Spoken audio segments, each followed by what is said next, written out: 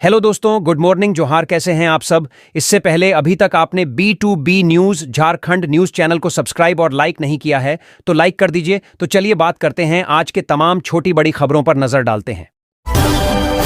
56 लाख मैया के खातों में 1415 करोड़ रुपए ट्रांसफर। मैया सम्मान योजना मेगा इवेंट या कुछ और? जानिए आखिर महिला क्यों कर रही शिकायत। झामुमो के आरोपों पर भाजपा का करारा जवाब, कहा साबित करें नहीं तो करेंगे कानूनी कार्रवाई। झारखंड की सियासत पर चढ़ा सुरा, छलक रहे नेताओं के बोल।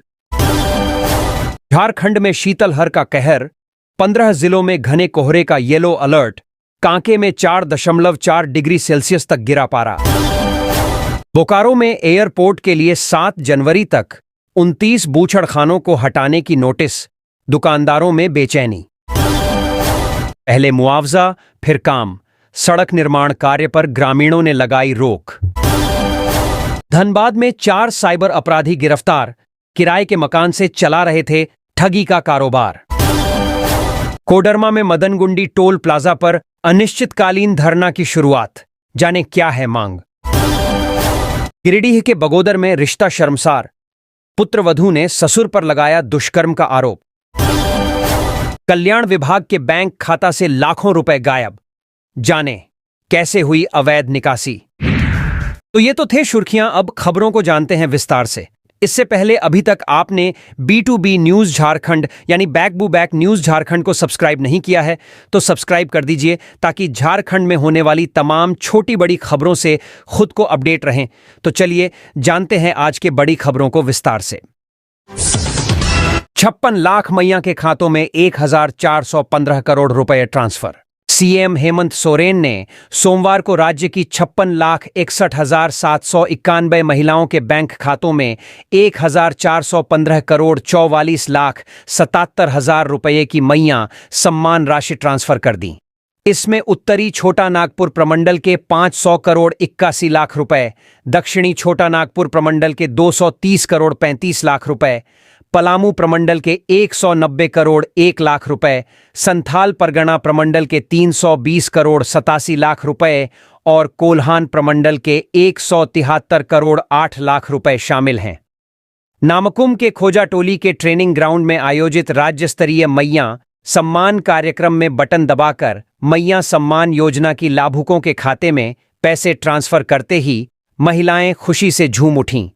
इस दौरान जमकर आतिशबाजी भी हुई। कार्यक्रम को संबोधित करते हुए मुख्यमंत्री ने कहा कि देश और राज्य के विकास की कल्पना महिलाओं को ध्यान में रखे बगैर नहीं की जा सकती है। हमने जो कदम उठाया है, आने वाले समय में देश के अन्य राज्य भी उसका अनुसरण करेंगे।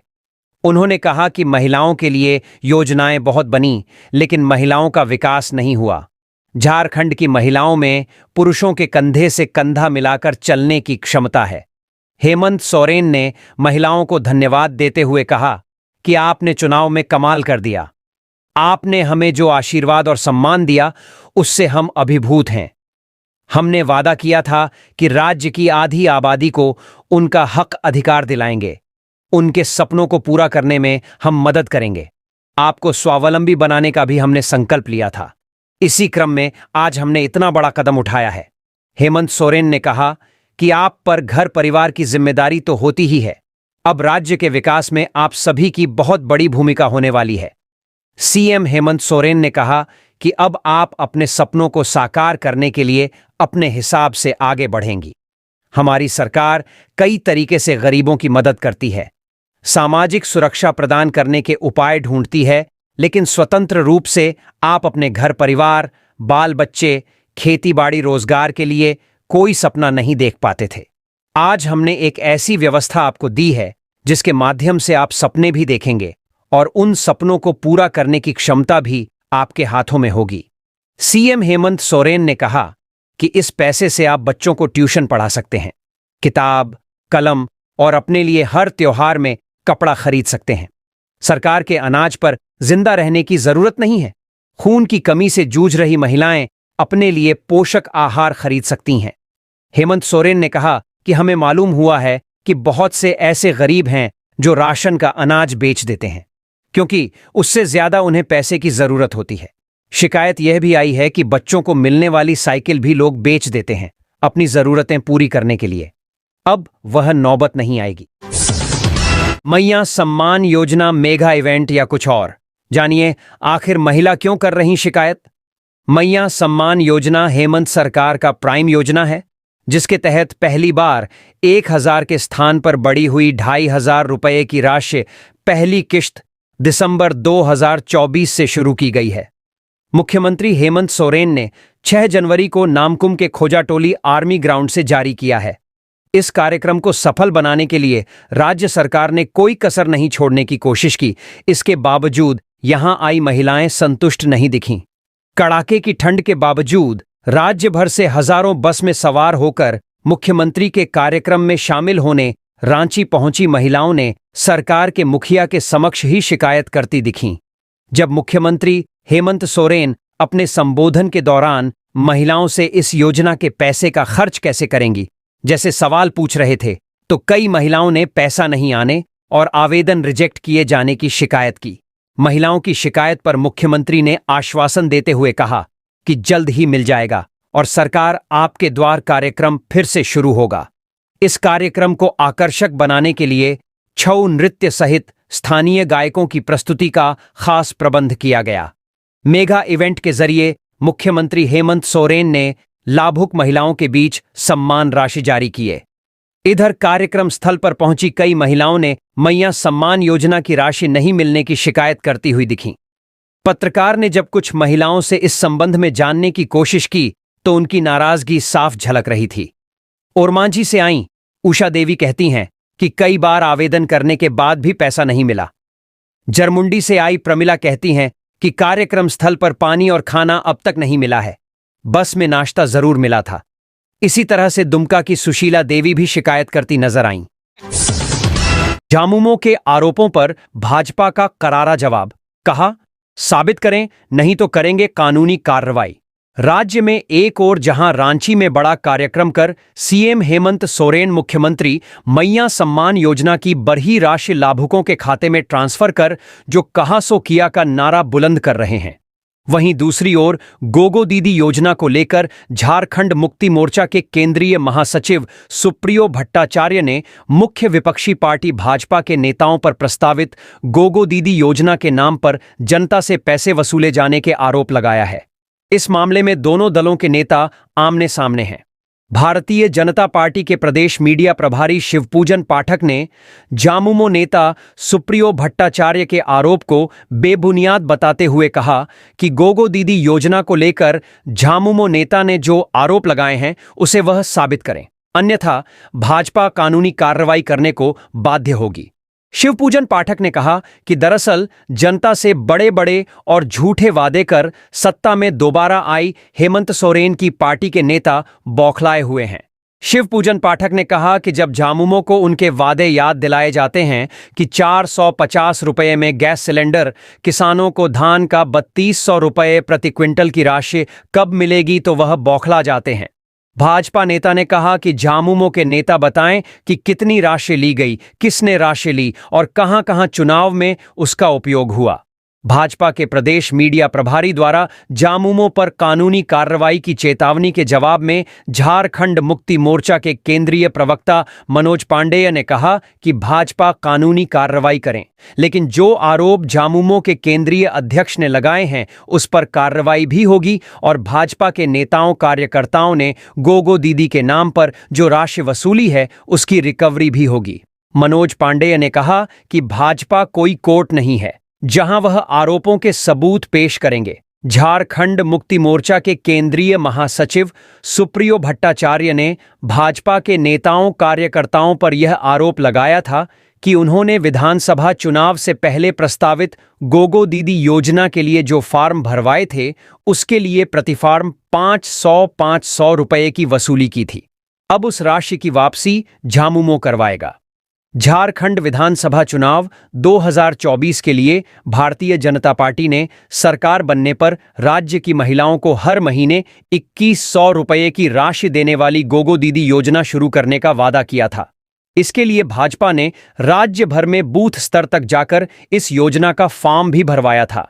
अब जामुमो उसी फॉर्म के एवज में राज्य की भोली भाली महिलाओं से पैसे वसूलने का आरोप लगा रहा है। झारखंड की सियासत पर चढ़ा सुरा, छलक रहे नेताओं के बोल।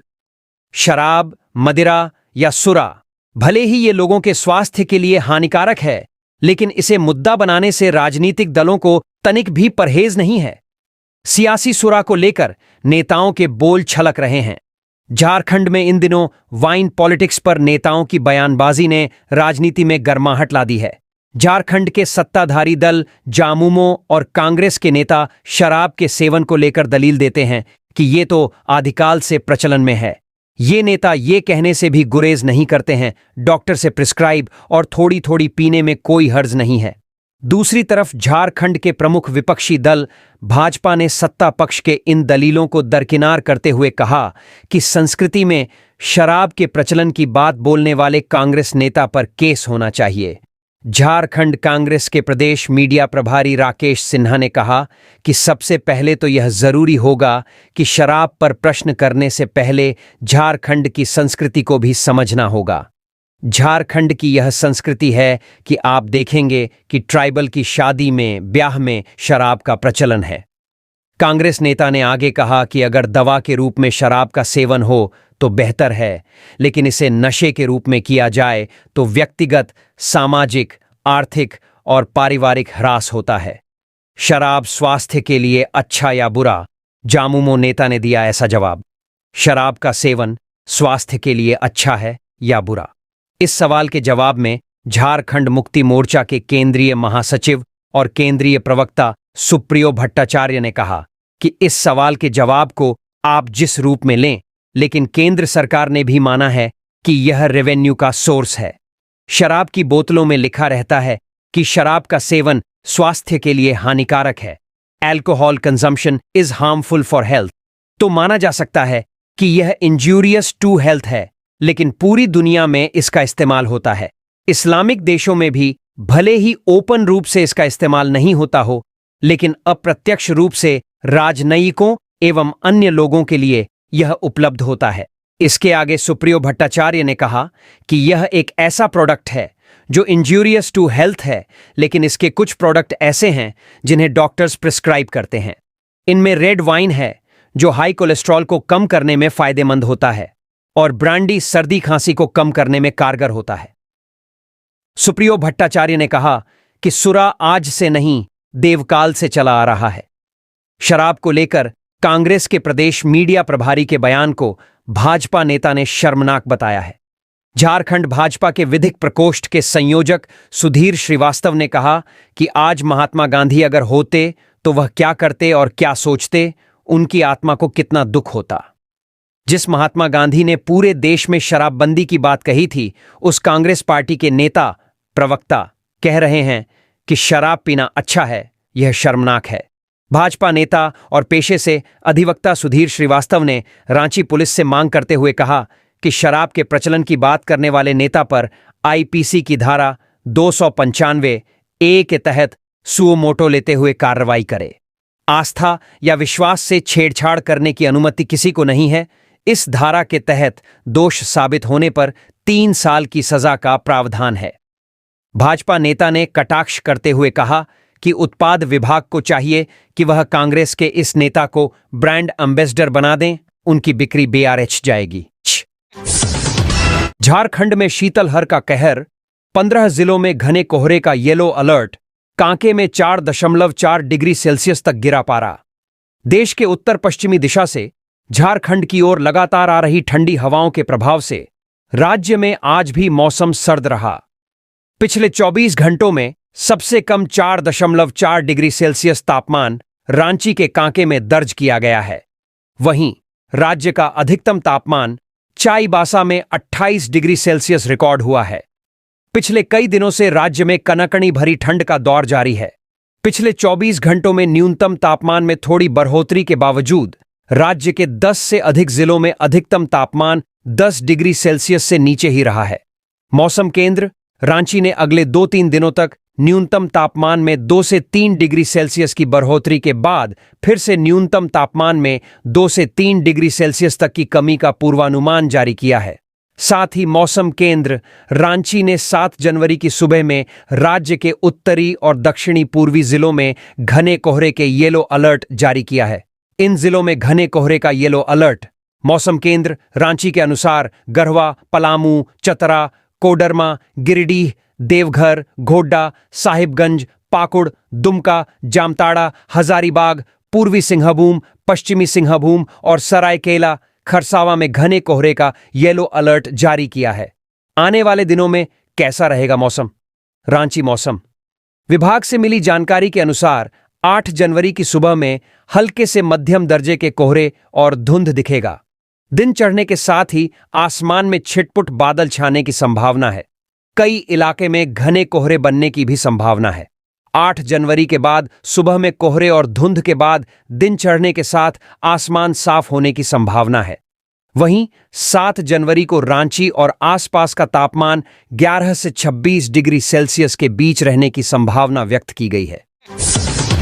बोकारो में एयरपोर्ट के लिए 7 जनवरी तक 29 बूचड़खानों को हटाने की नोटिस, दुकानदारों में बेचैनी। नए साल में बोकारो हवाई अड्डे से उड़ान सेवा प्रारंभ करने की कवायद शुरू हो चुकी है। हालांकि बोकारो में रहने वाले लोगों के लिए तो उम्मीद की किरण है, लेकिन 29 दुकानदारों के लिए यह एक बुरी खबर भी लेकर आई है। चास अंचल अधिकारी ने 29 बूचड़खानों को 7 जनवरी तक हटा लेने का निर्देश दिया है, जिस कारण दुकानदार परेशान हैं और रोजी रोटी का संकट उत्पन्न होने की बात कह रहे हैं। बोकारो एयरपोर्ट पर व्यावसायिक उड़ानों के संचालन में हो रही देरी का मुख्य कारण एयरपोर्ट लाइसेंसिंग प्राधिकरण द्वारा पहचानी गई कुछ बाधाएं हैं।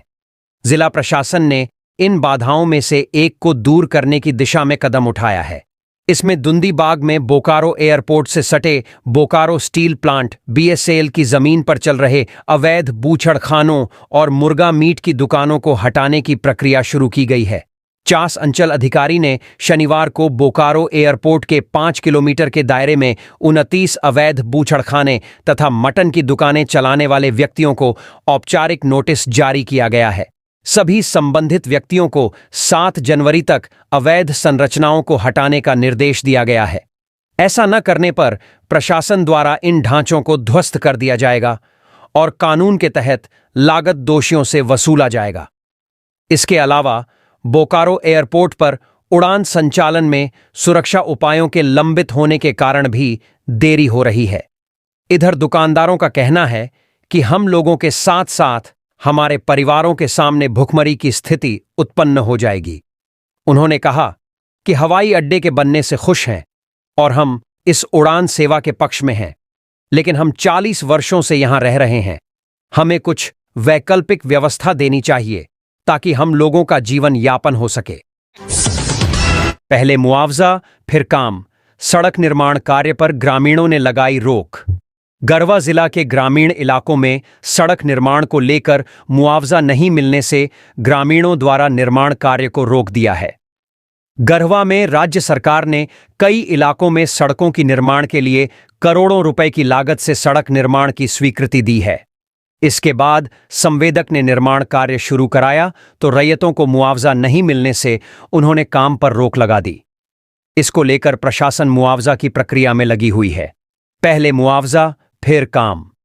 गढ़वा सदर प्रखंड के फरठिया गांव से नावाड़ीह गांव तक 68 करोड़ की लागत से 15 किलोमीटर सड़क निर्माण कार्य चल रहा है। सोमवार को सैकड़ों की संख्या में पहुंचे ग्रामीणों ने मुआवजे की मांग को लेकर निर्माण कार्य को रोक दिया। वहीं ग्रामीणों ने विरोध प्रदर्शन भी किया। मुआवजा भुगतान किए बिना कार्य किए जाने से ग्रामीण नाराज हैं।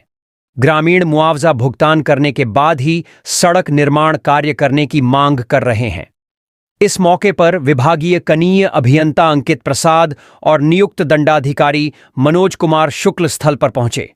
इसके बाद ग्रामीण मुआवजा भुगतान कराने संबंधित आवेदन विभागीय कनीय अभियंता को देकर विरोध समाप्त किया। इस सड़क का निर्माण डेंटल कॉलेज मोड़ से नावाड़ीहा गांव तक PWD विभाग की ओर से कराया जा रहा। मौके पर फरठिया पंचायत के पंचायत समिति सदस्य सोनिया देवी, मुखिया प्रतिनिधि शहनशाह, रीता देवी, संजू देवी, अलाउद्दीन अंसारी, महावीर उरांव, बीसू उरांव, लियाकत अंसारी आदि ने कहा कि हम लोग विकास कार्य के बाधक नहीं हैं और ना ही हम लोगों की मंशा निर्माण कार्य को बाधित करना है, बल्कि हम लोग अपनी भूमि का मुआवजा मांग रहे हैं। ग्रामीणों ने कहा कि जिला प्रशासन से गुहार लगा चुके हैं। 1.5 माह पूर्व उपायुक्त से हम सभी मिले थे। उन्होंने मुआवजा भुगतान कराने का आश्वासन भी दिया था, लेकिन 1.5 माह बीतने के बाद भी अभी तक किसी प्रकार की कोई कार्रवाई नहीं की गई है। अगर ऐसा ही रहा तो हम लोग बाध्य होकर न्यायालय की शरण में जाएंगे। ग्रामीणों ने कहा कि 2.5 माह पहले से सड़क निर्माण कार्य कराया जा रहा है। इस बीच सिर्फ एक बार अमीन पहुंचे थे, जो मापी कर मकान व भूमि में दाग लगाकर चले गए।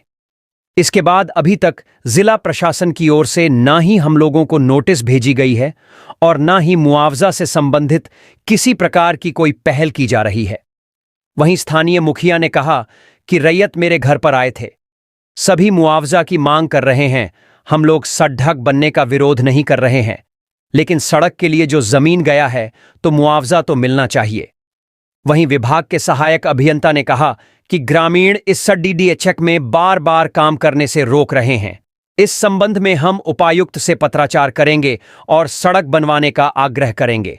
वहीं कार्यपालक अभियंता प्रदीप कुमार ने फोन पर बताया कि मुआवजे की प्रक्रिया सुचारू रूप से चल रही है और जल्द मुआवजे का भुगतान कर दिया जाएगा।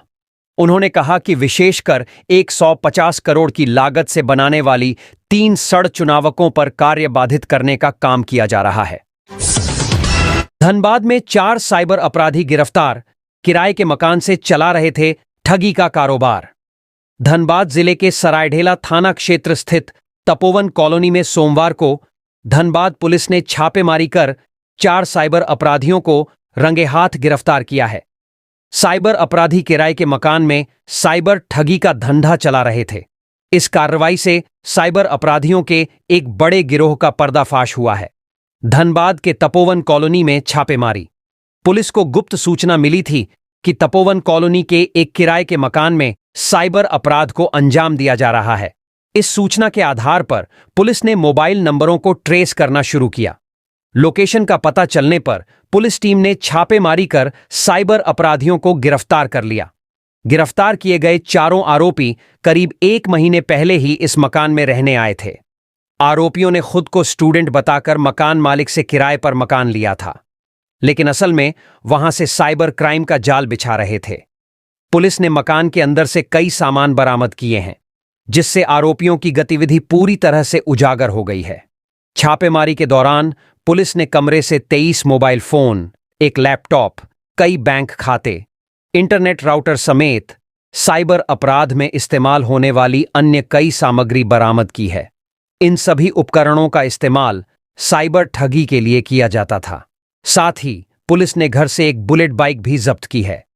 गिरफ्तार किए गए अपराधियों में एक धनबाद का रहने वाला है, जबकि अन्य 3 बिहार के अलग अलग जिले से हैं। गिरफ्तार साइबर अपराधियों में धनबाद के तेतुलमारी निवासी कृष्ण कुमार, बिहार के जुमई जिला निवासी पंकज यादव, बिहार के बांका जिला के कटोरिया थाना क्षेत्र का रहने वाला नीतीश कुमार और बिहार के बांका जिला का निवासी दीप नारायण यादव शामिल हैं। वहीं तपोवन कॉलोनी से साइबर अपराधियों की गिरफ्तारी के बाद कॉलोनी के लोग हैरान हैं। लोगों का कहना है कि उन्हें इस बात का जरा भी अंदाजा नहीं था कि उनके पड़ोस में इस तरह की गैर कानूनी गतिविधियां हो रही हैं। स्थानीय लोगों ने पुलिस की कार्रवाई की सराहना की और कहा कि ऐसे अपराधियों के खिलाफ कड़ी कार्रवाई होनी चाहिए। पुलिस कर रही आरोपियों से पूछताछ। वहीं इस संबंध में सरायढेला और साइबर थाने की पुलिस ने बताया कि 4 साइबर अपराधियों की गिरफ्तारी हुई है।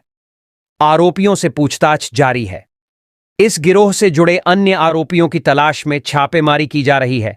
वहीं धनबाद में एक साथ 4 साइबर अपराधियों की गिरफ्तारी से यह साफ हो गया है कि साइबर अपराधी अब बड़े शहरों में किराए के मकान का इस्तेमाल अवैध गतिविधि के लिए कर रहे हैं। पुलिस ने आम जनता से सतर्क रहने और किसी भी संदिग्ध गतिविधि की सूचना पुलिस को फौरन देने की अपील की है।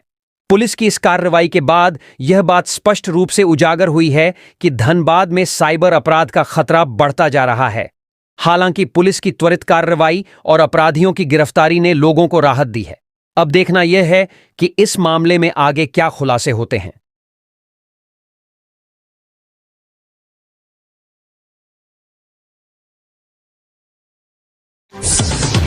कोडरमा में मदनगुंडी टोल प्लाजा पर अनिश्चितकालीन धरना की शुरुआत। जाने क्या है मांग। कोडरमा में लोकल गाड़ियों को टोल फ्री करने की मांग को लेकर मदनगुंडी टोल प्लाजा संघर्ष समिति के द्वारा मदनगुंडी में स्थित टोल प्लाजा के समीप अनिश्चितकालीन धरना की शुरुआत सोमवार से की गई, जिसमें बरही विधानसभा व बरकट्ठा विधानसभा के पूर्व विधायक उमाशंकर अकेला व जानकी यादव मुख्य रूप से मौजूद रहे। वहीं इस धरना में कांग्रेस व अन्य दलों के कई नेता जनप्रतिनिधि शामिल हुए। इस धरना प्रदर्शन में लोगों की मुख्य मांग स्थानीय सभी प्रकार के वाहनों को फ्री करना, 85% स्थानीय लोगों को टोल पर नौकरी देना आदि है। धरना प्रदर्शन कर रहे बरही विधानसभा के पूर्व विधायक उमाशंकर अकेला ने कहा कि जिस समय इस टोल का निर्माण हो रहा था उस समय से ही हमने इसका विरोध किया, लेकिन कुछ स्थानीय दलाल के कारण यहां पर इस टोल का निर्माण का समर्थन किया गया और उनके द्वारा अपने कुछ लोगों को नौकरी दिलवा दिया गया। अगर जल्द लोकल सभी प्रकार के वाहनों को टोल फ्री नहीं किया गया तो आंदोलन उग्र होगा। इधर टोल मैनेजर रंजन यादव ने कहा कि एनएचएआई के नियमानुसार 20 किलोमीटर के अंतराल की जितनी भी वाहन हैं उनका 340 रुपए के मासिक पास बनाने का प्रावधान है। फिर भी हमारे द्वारा लोकल वाहनों से किसी भी प्रकार का शुल्क नहीं लिया जा रहा है। उन्होंने कहा कि इसके अलावे हमने अब तक कुल 900 लोकल वाहनों का मुफ्त पास बनाया है। वहीं कमर्शियल वाहनों को लेकर उन्होंने कहा कि एनएचएआई के प्रावधान में कमर्शियल वाहनों को किसी भी प्रकार की छूट देने का कोई भी प्रावधान नहीं है। गिरिडीह के बगोदर में रिश्ता शर्मसार, पुत्रवधू ने ससुर पर लगाया दुष्कर्म का आरोप।